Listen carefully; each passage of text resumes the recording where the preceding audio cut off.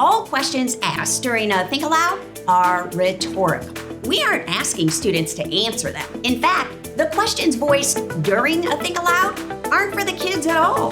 They're for you, the teacher, to answer yourself. A Think-Aloud is not a quiz. It's not a comprehension check. It's not an invitation for students to answer. A Think-Aloud includes you asking yourself questions and then you wrestling your way toward the answer out loud. It's rhetorical. It's reflective. It's metacognitive. Rhetorical questions asked within a Think-Aloud sound like this. What does the author mean here? What's going on in this part? How can I figure this out? How can I do that in my writing? What could I do to make that better? These are questions that you will pose in a Think-Aloud, but they're followed with you answering them yourself. They are spoken publicly, so students can hear the mental moves and intentional choices that make the skill work.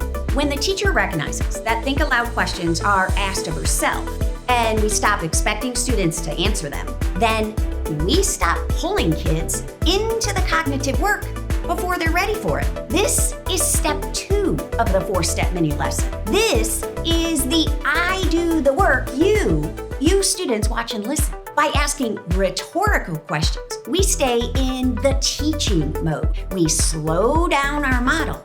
We think deliberately. We share the mental work that skilled readers and writers do. The language of a Think-Aloud is personal. It's full of I, me, and my statements. Like, I think the next step is to, or I see this detail and think, or I remember earlier when the author, and because it's real thinking, it's naturally messy, meaning it's full of fragments, stops and starts. Wait, hold on, let me think about that.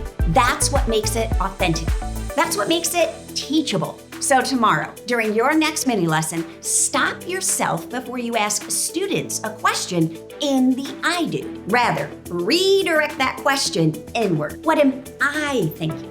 What does my mind do when I'm stuck? What would I try next? Ask these questions of yourself and then answer them yourself.